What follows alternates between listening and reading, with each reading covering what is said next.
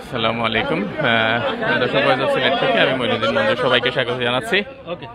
আমরা এই মুহূর্তে আছি সিলেট ওসমানী আন্তর্জাতিক বিমানবন্দরে এবং এই মাত্র প্রায় এক যুগ পরে সিলেট এসে পৌঁছলেন যুক্তরাষ্ট্রে জাতিসংঘ এবং ওয়াশিংটনের যে ব্রিফিংয়ে বাংলাদেশের পক্ষে যিনি অকুতোভয় বলিষ্ঠ কণ্ঠস্বর ছিলেন সেই সিলেটের কৃতি সন্তান মুশফিকুল ফজল আনসারী, এবং তাকে স্বাগত জানানোর জন্য বিভিন্ন পর্যায়ের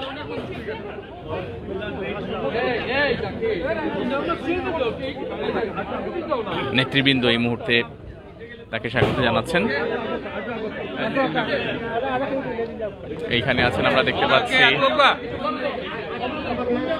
সিলেট বিএনপি চেয়ারপারসনের উপদেষ্টা এবং সাবেক মেয়র আরিফুল হক চৌধুরী। এখানে উপস্থিত আছেন সিলেট মহানগর বিএনপির জেলা বিএনপির সাধারণ সম্পাদক অ্যাডভোকেট ইমরান আহমদ চৌধুরী, এখানে উপস্থিত মহানগর বিএনপির সাধারণ সম্পাদক এমদাদ হোসেন চৌধুরী সহ বিএনপি এবং বিভিন্ন সামাজিক সাংস্কৃতিক সংগঠনের নেতৃবৃন্দ।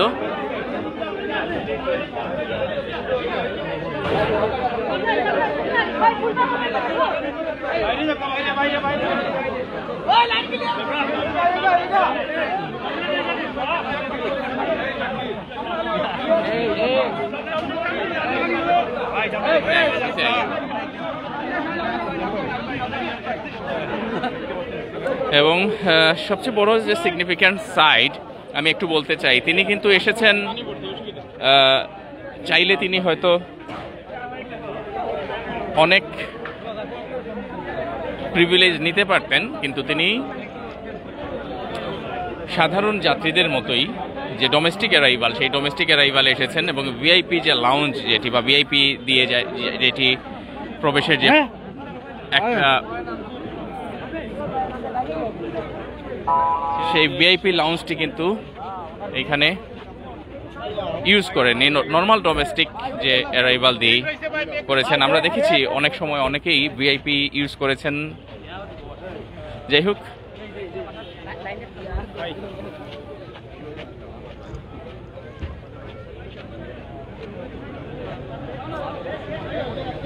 আমরা দেখতে পাচ্ছি তাকে বহনকারী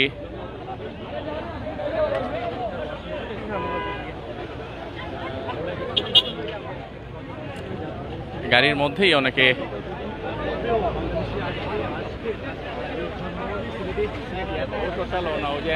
বাইরে বাড়ি যাবে যখন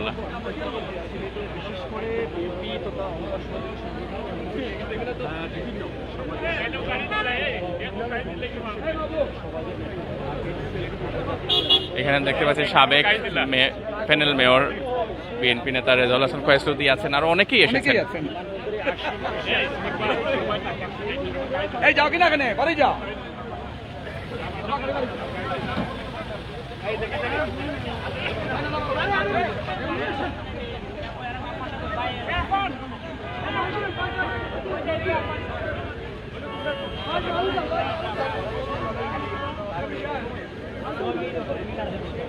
যেহেতু আসলে এখানে আমাদের সঙ্গে আছেন অ্যাডভোকেট আব্দুল মুকিত ওপি। একটু আপনার কাছ থেকে শুনতে চাই যে মুশফিকুল ফজল আনসারীর দেশে ফেরা, সেই বিষয়টি আসলে আপনারা কিভাবে দেখছেন একজন সুশীল সমাজের প্রতিনিধি? মুশফিকুল ফজল আনসারী একজন জাতীয় বীর। বাংলাদেশের মানুষ যখন তার মনের কথা বলতে পারতো না, অনুধাবন করতো, ভাবতো, তখন মুশফিকুল ফজল আনসারী সেটা বিশ্বমাঝে ছড়িয়ে দিতেন।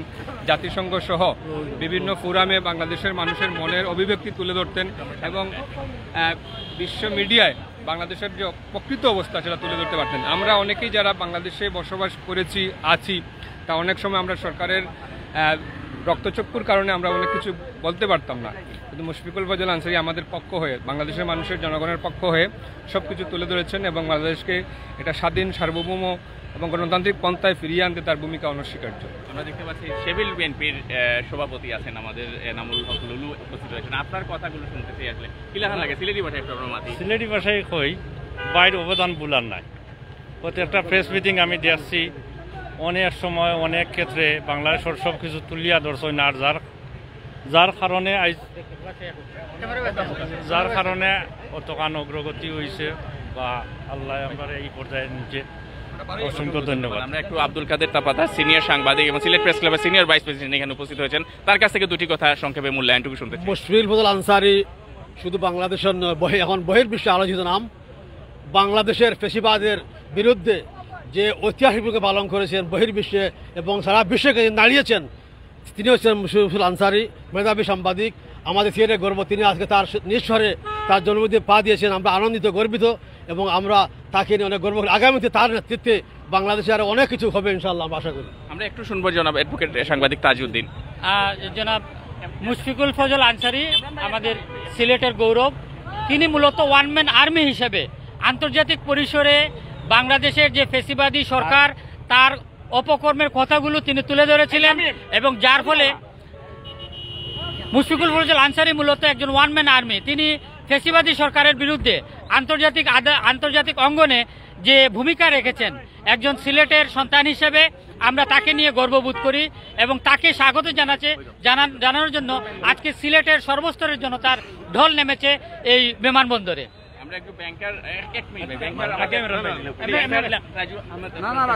ধন্যবাদ জানাচ্ছি ভয়েস অফ সিলেটকে, ধন্যবাদ জানাচ্ছি। আসলে উনি বিশ্বে আমাদের বাংলাদেশের অবস্থান, এই গত 15 বছরের যে দুঃশাসন, সেই জনমত গঠনে উনি বিরাট ভূমিকা রেখেছেন। এর জন্য সিলেটের সর্বস্তরের মানুষ ওনাকে রিসিভ করার জন্য আজকে এয়ারপোর্টে এসেছে। আপনারা দেখতেছেন যে বিশাল জনবন্যা বইছে আজকে তাকে সাদরে গ্রহণ করার জন্য। আমরা আন্তরিকভাবে ধন্যবাদ জানাচ্ছি সিলেটবাসীকে, তারা তার সন্তানকে তারা সাদরে গ্রহণ করেছেন। আমরা একটু শুনবো আমাদের অ্যাডভোকেট ইমরান আহমদ চৌধুরী আছেন, সিলেট জেলা বিএনপির সাধারণ সম্পাদক অ্যাডভোকেট। আমরা একটু শুনবো তার কাছ থেকে একটা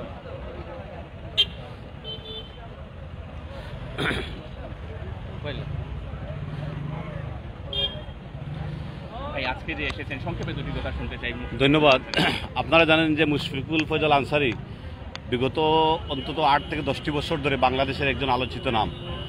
এই সরকারের রুশানলে পরে তিনি গিয়েছিলেন প্রথমে যুক্তরাজ্যে, তারপরে সেখান থেকে তিনি যুক্তরাষ্ট্রে পাড়ি জমিয়েছিলেন। তারপর থেকে আর দেশে আসতে পারেন নাই। মহান রব্বুল আলমিনের অসীম কৃপায় আজকে তিনি দেশে এসেছেন, শুকরিয়া আলহামদুলিল্লাহ। উনি যুক্তরাষ্ট্রে অবস্থান করে হোয়াইট হাউস তথা জাতিসংঘ তথা বিভিন্ন জায়গায় আন্তর্জাতিক প্ল্যাটফর্মে বিগত খুনি সরকার স্বৈরশাসকের বিরুদ্ধে যে প্রতিবাদের জ্বর তুলেছিলেন, সমগ্র বিশ্বের কাছে বাংলাদেশকে একটি ফ্যাসিস্ট রাষ্ট্র হিসাবে প্রতিষ্ঠা করতে পেরেছিলেন এবং যার ফলশ্রুতিতে সমগ্র বিশ্ব আজকে আমাদের বাংলাদেশের জনগণের পাশে দাঁড়িয়েছিল। তিনি হচ্ছেন সেই ব্যক্তি মুশফিকুল ফজল আনসারী এবং সত্যিকার অর্থে তিনি ওয়ান ম্যান আর্মির মতোই কাজ করেছেন। কারণ তার যে ভূমিকা এই সারা বাংলাদেশ চিরজীবন স্মরণ রাখবে, সারা বাংলাদেশের জনগণ তার কাছে কৃতজ্ঞ। আমরা শুধু বিএনপি না, সারা দেশের জনগণ, সাংবাদিক সমাজ, সুশীল সমাজ, দেশের পেশাজীবী সমাজ সবাই তার কাছে কৃতজ্ঞ। আমি বিশ্বাস করি তার মধ্যে সিলেটের কৃতি সন্তান। উনি আমাদের নেত্রী বেগম খালেদা জিয়ার বিশেষ সহকারী ছিলেন এবং উনি প্রেস সচিব ছিলেন। আমি বিশ্বাস করি উনার মাধ্যমে বাংলাদেশের ভবিষ্যৎ যে অগ্রযাত্রা সূচিত হয়েছে তার জ্ঞান ভাণ্ডার এবং তার মেধা দিয়ে আরও এগিয়ে নিয়ে যাবেন। ধন্যবাদ। ধন্যবাদ।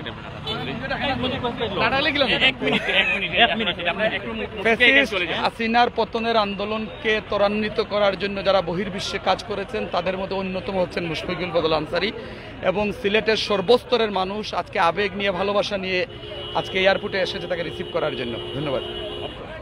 কম সময়ে দুটি কথা আমরা একটু মিজানুর রহমান বলা হয়েছে। আসলে আজকে মুশফিকুল ফজল আনসারী সাহেব এসেছেন, আমি নিজে ওনাকে স্বাগত জানাতে এসেছি এয়ারপোর্ট। মুশফিকুল ফজল আনসারী এমন এক ব্যক্তিত্ব যিনি বাংলাদেশের মানুষের বাক স্বাধীনতা হরণ করা হয়েছে, বাংলাদেশের মানুষ যখন কথা বলতে পারছিল না, বাংলাদেশের মানুষের উপর যখন অত্যাচার নির্যাতন চলছিল, তখন মুশফিকুল ফজল আনসারী বিদেশে থেকে বিভিন্নভাবে এই সরকারের অত্যাচার নির্যাতনের বিরুদ্ধে ভূমিকা রেখেছেন। এর জন্য মনে করি মুশফিকুল ফজল আনসারী আগামী দিনেও বাংলাদেশ গঠনে, আগামী দিনের সুন্দর বাংলাদেশ গঠনে উনি ভূমিকা রাখবেন।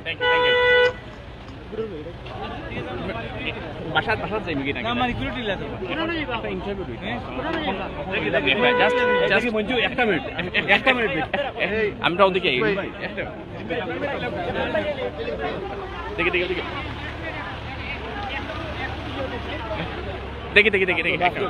মুশফিক ভাই একটা মিনিট আমরা চ্যানেল এই সবাই আসো হ্যাঁ বড় ভাই একটু মুশফিক ভাই একটু আজকের অনুভূতিটা, এত বছর ধরে আসলেন, নিজের জন্ম মাটিতে আসলেন, কি রকম ফিলিংস? আলহামদুলিল্লাহ সবাই আছে, তাহলে এটা ডিসক্রিমিনেশন হবে আমি যদি কাউকে দেই আর কাউকে না দেই। আমি পরে দিতে পারি। না না না, এটা হবে না। আর অন্যরা আর কি আছে? শুয়ে দিকে একটু টান দিয়ে না, আর কেউ আছে নি?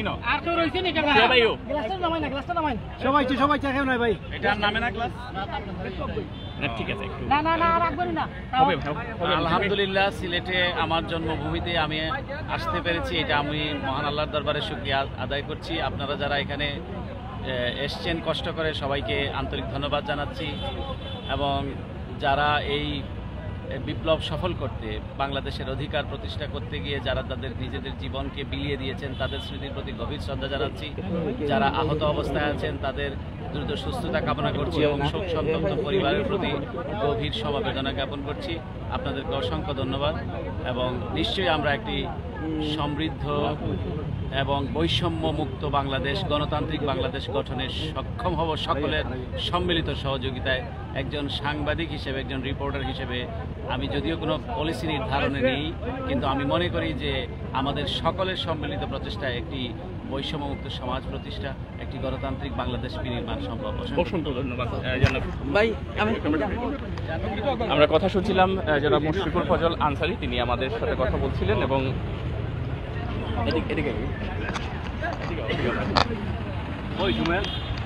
আমরা একটু কথা, এমদাদ হোসেন চৌধুরী আমাদের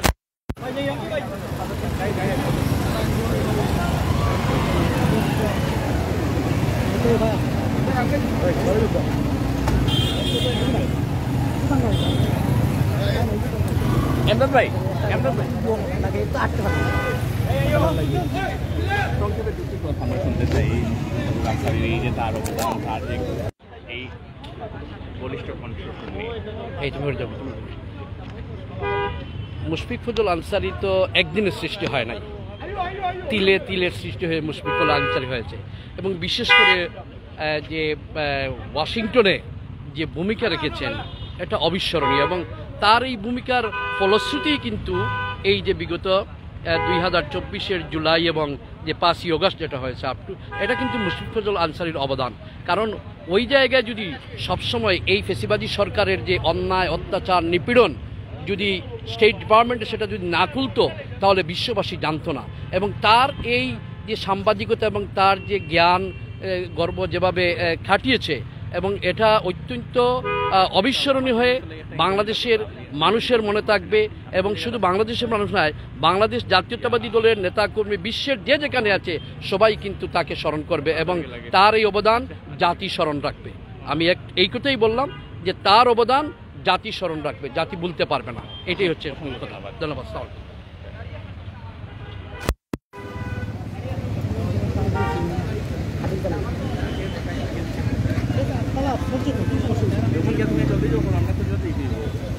বাজারেই বানাই তো মানে কিছু